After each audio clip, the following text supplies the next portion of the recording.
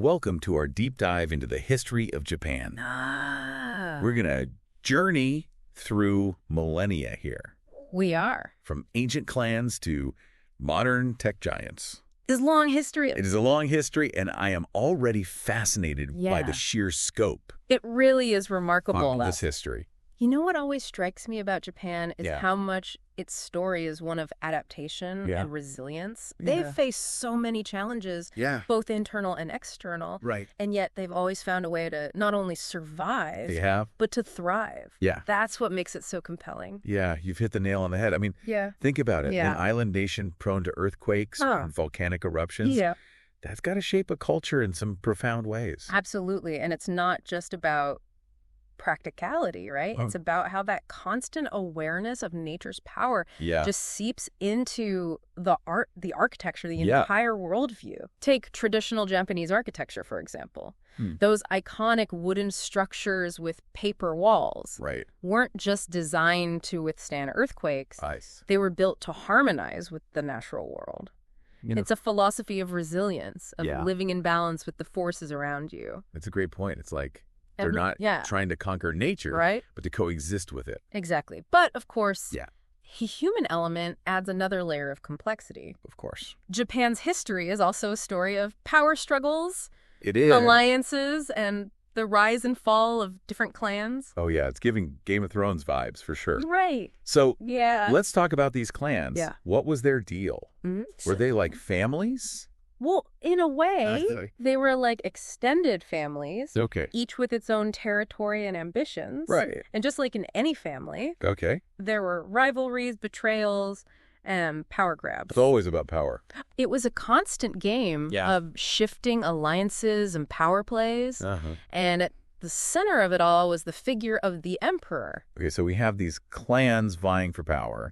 And then we have the emperor. But I've always been a bit confused about the role of the emperor. Yeah, that's a great question. In Japanese history. And it gets to the heart of Japanese political history. Was he like an all-powerful ruler, or was it more complicated than that? You see, while the emperor was considered a divine figure, a descendant of the sun goddess Amaterasu, the actual power often lay elsewhere.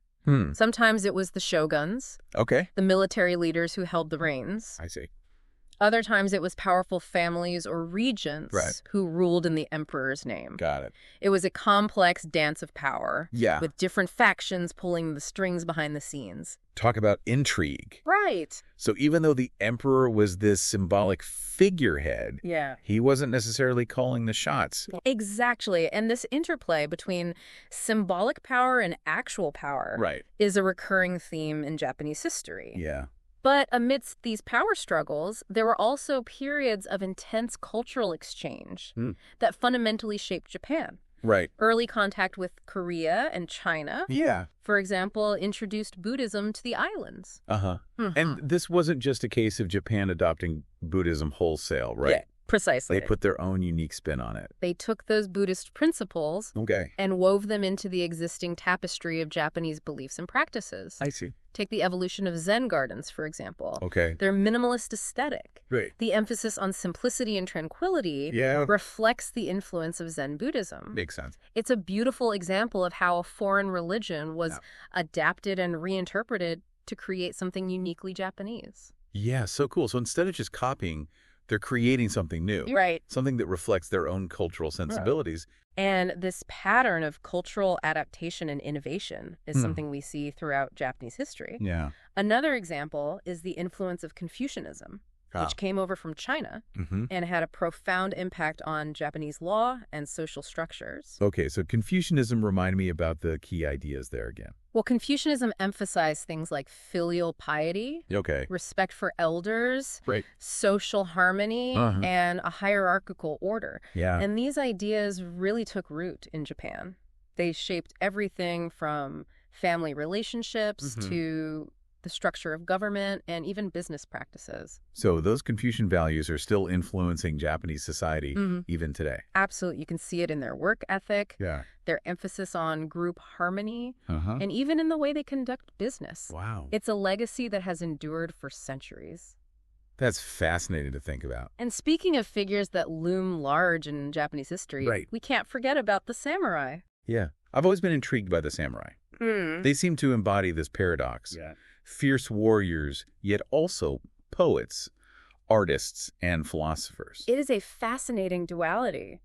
It is. At the heart of it was the samurai code of honor, known as Bushido. Right. It wasn't just about fighting prowess. It was about a whole set of principles. Okay. Loyalty, courage, self-discipline, honor, and a deep reverence for beauty and art. So it wasn't just about brute strength. No. It was about cultivating refined character. Exactly. They were expected to be masters of both the sword and the brush, skilled in combat and capable of composing elegant poetry. I see. Take Miyamoto Musashi, for instance. Okay. Perhaps the most famous swordsman in Japanese history. Well, he was a master of the two-sword technique. Wow. But he also wrote The Book of Five Rings, a profound treatise on strategy and swordsmanship that's still studied today. A warrior philosopher. Well, I guess that explains why the samurai have captured the imagination of so many people, even outside of Japan.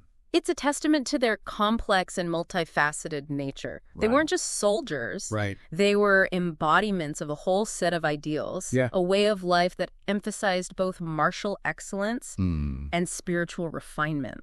And their loyalty was legendary, right? Yeah. Didn't they have a duty to their lord? Absolutely. It went above everything else? The relationship between a samurai and his daimyo, his lord, was paramount. It was a bond of absolute loyalty, and a samurai was expected to lay down his life for his lord without hesitation. Wow. The story of the 47 Ronin. Oh, yeah, I've heard of that story. Yeah. What was it about again? Well, in a nutshell, it's about a group of samurai whose lord was unjustly forced to commit ritual suicide. To avenge his death, they waited patiently for years, plotting their revenge. Okay.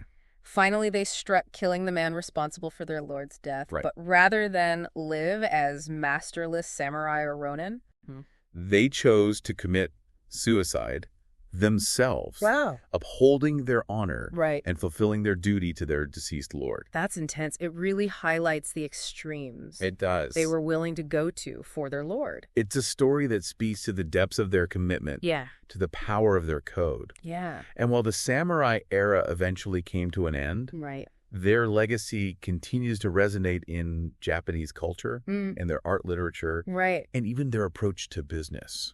That makes sense. Yeah. But let's fast forward a bit. Japan couldn't stay isolated forever, right? Right. What happened when the outside world came knocking? Well, it was a turning point. Yeah. A moment of reckoning. Okay.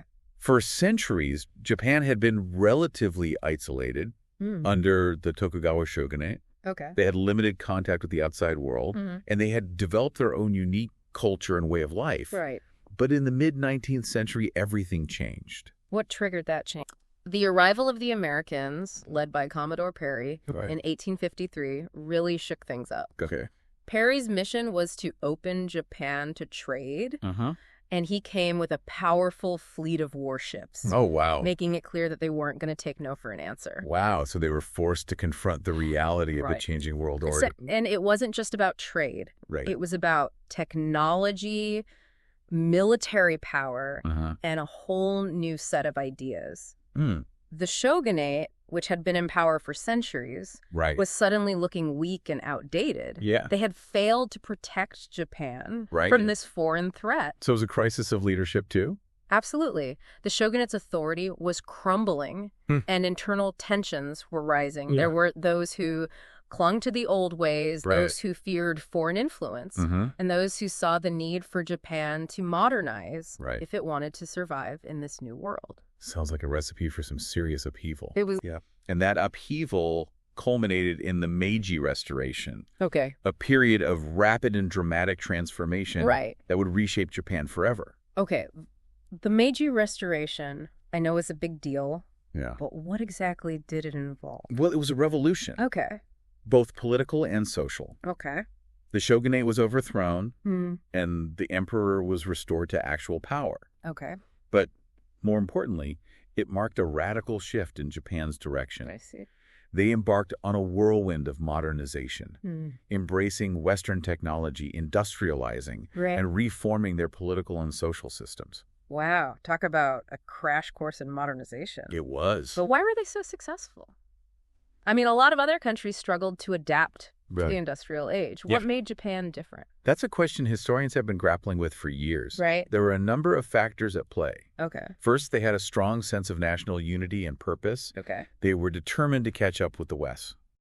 And to avoid becoming a colony. Right. Second, they had a highly literate and adaptable population, eager to learn and to embrace new ideas. Right. And third, they had a pragmatic leadership that was willing to make bold decisions and to invest heavily in education and technology. So it was a combination of factors, a sense of urgency, a willingness to learn, and a government that was committed to modernization. Exactly. And it wasn't without its challenges, of course. Of course. There was social unrest resistance from traditionalists and growing pains as Japan tried to balance its own cultural identity with the influx of Western ideas. I see. But overall, it was an incredibly successful period of transformation. And this rapid modernization had a profound impact on Japan's role in the world, right? It did. Within a few decades, Japan went from being a relatively isolated feudal society to a major industrial power, competing with the West on the global stage. And this newfound power, combined with a growing sense of nationalism, would eventually lead them down a darker path. You're talking about Japan's imperial ambitions, right? Yes. As Japan's industrial and military might grew, so did its territorial ambitions. They saw themselves as the dominant power in Asia, destined to lead and to expand their influence. This led to wars with China and Russia, both of which Japan won, solidifying its position as a regional power. But those victories came at a cost, didn't they? They did. Japan's expansionism, fueled by a potent mix of nationalism and militarism, led to the brutal occupation of Korea and other territories. It was a dark chapter in Japanese history, marked by atrocities and oppression. Wow. And it set the stage for Japan's involvement in World War II, a conflict that would bring unimaginable devastation and force them to confront the consequences of their actions. Yeah, it's a reminder that modernization and progress don't always go hand in hand with ethical behavior. It's a complex and often tragic aspect of human history. It is. But even in the face of defeat and devastation, Japan would once again demonstrate its remarkable ability to adapt and rebuild. So let's talk about that post-war period. Okay. How did Japan manage to recover so quickly after such a catastrophic war? It's truly a remarkable story of resilience. Yeah. There were a number of factors that contributed to their rapid recovery. One was the U.S. occupation, which, despite its initial harshness, ultimately helped to lay the foundations for a more democratic and stable society. So the U.S. played a significant role in shaping Japan's post-war trajectory. Yes, they did. They introduced democratic reforms, helped to rebuild the economy, and provided a security umbrella that allowed Japan to focus on its domestic development. But Japan's own ingenuity and hard work were also key. They had a highly educated workforce, a strong work ethic, and a government that was committed to economic growth. So it was a combination of external support and internal drive that fueled their recovery. And they took advantage of the global economic boom, the post-war era, becoming a major exporter of manufactured goods, particularly electronics and automobiles. Their success was so remarkable that it became known as the Japanese economic miracle. And this economic miracle wasn't just about copying Western models, right? That's right. They innovated and came up with their own unique approach to manufacturing. They developed new production methods, like the Toyota production system, which emphasized efficiency, quality control, and continuous improvement. This approach, known as lean manufacturing, had a profound impact on global manufacturing practices. But they weren't just catching up, they were becoming leaders in their own right. Exactly, and their success wasn't limited to manufacturing. They also became leaders in technology finance. And other sectors. Okay. By the 1980s, Japan was an economic superpower, challenging the U.S. for global dominance. It's incredible how they managed to transform themselves so completely in just a few decades. It is. But I imagine this rapid economic growth also brought about social and cultural changes. Absolutely. As Japan became more affluent, its society underwent a profound transformation. Traditional values were challenged. Consumerism flourished, and a new generation emerged with different aspirations and expectations. This led to a fascinating interplay between tradition and modernity, as Japan tried to reconcile its rich cultural heritage with its newfound wealth and global influence. It sounds like they were grappling with the same kind of identity issues that many rapidly developing nations face. They were, and those tensions continue to play out in Japanese society today as they navigate the challenges of globalization and an aging population. And the ever-shifting landscape of the 21st century. It's a reminder that history is never truly finished. It's not. It's an ongoing process, a constant evolution. Yeah. And Japan's story, with its twists and turns, its triumphs and tragedies, is a testament to the resilience and adaptability of the human spirit. It's amazing how Japan managed to retain such a strong sense of cultural identity while undergoing such massive transformations. It is. I mean, you'd think that with all that modernization and Western influence, some of their traditions would have faded away. It's true. The pull of modernity can be powerful. Right. But Japan has this remarkable ability to weave the old and the new together. They don't see tradition and modernity as mutually exclusive. Okay. They see them as complementary forces that can enrich each other. Can you give me an example of that? Sure. How do those two sides actually play out in their culture? Well, take a look at Japanese pop culture, anime and manga, for example, are global phenomena, right? They are. But so much of their storytelling is rooted in traditional Japanese myths, legends, and folklore. Okay. They're taking these ancient stories and giving them a fresh, modern spin, appealing to audiences both in Japan and around the world. That's such a clever way to keep those traditions alive and relevant. It is. It's not just about preserving the past in a museum. Right. It's about actively engaging with it. Yeah. And reinterpreting it for a new generation. Exactly. And this dynamic interplay between tradition and innovation is reflected in so many aspects of Japanese culture. Right. From their fashion and cuisine to their art and architecture, they're constantly finding ways to bridge the gap between the past and the present, creating something that's both deeply rooted and strikingly modern. I've always been struck by the Japanese aesthetic. Yeah. That sense of minimalism and harmony. Is that something that's evolved over time, or is it deeply ingrained in their culture? It's definitely deeply ingrained. You can trace those aesthetic principles back centuries to the influence of Zen Buddhism, with its emphasis on simplicity and tranquility. Correct. But it also reflects a broader cultural sensibility, a reverence for nature, a love of detail, and a striving for balance and harmony. And that sensibility extends beyond the visual arts. It does. I mean, you see it in their approach to food. Right. Their tea ceremony, their gardening. Yeah. It's like a whole philosophy of life. It is. It's a way of seeing the world, of interacting with it, of finding beauty in the everyday. Yeah. And it's a big part of what makes Japanese culture so unique and appealing. I completely agree. So we've talked a lot about Japan's internal development. Yeah. But what about their role on the world stage? How have they navigated the complexities of international relations, especially given their history in the 20th century? It's been a complex journey, for sure. It has. After the devastation of World War II. They had to confront their past, rebuild their economy, and redefine their place in the world. And in many ways, they've been incredibly successful. They've become a major economic power, a leader in technology and innovation, and a respected voice on the international stage. But they've also had to deal with the legacy of their wartime actions. Well, absolutely. Yeah. The shadow of World War II continues to loom over Japan's relationship with its neighbors, particularly China and Korea. There are ongoing tensions over historical issues, territorial disputes, and the question of Japan's military role in the region. So it's a balancing act. It is. They're trying to build a peaceful and prosperous future, while also acknowledging the pain and suffering of the past. Exactly. And it's not an easy task. But I think it's important to recognize that Japan has made significant strides in terms of promoting peace and reconciliation. They've offered apologies for their wartime actions. They've provided economic assistance to countries they harmed, and they've played a constructive role in regional and international diplomacy.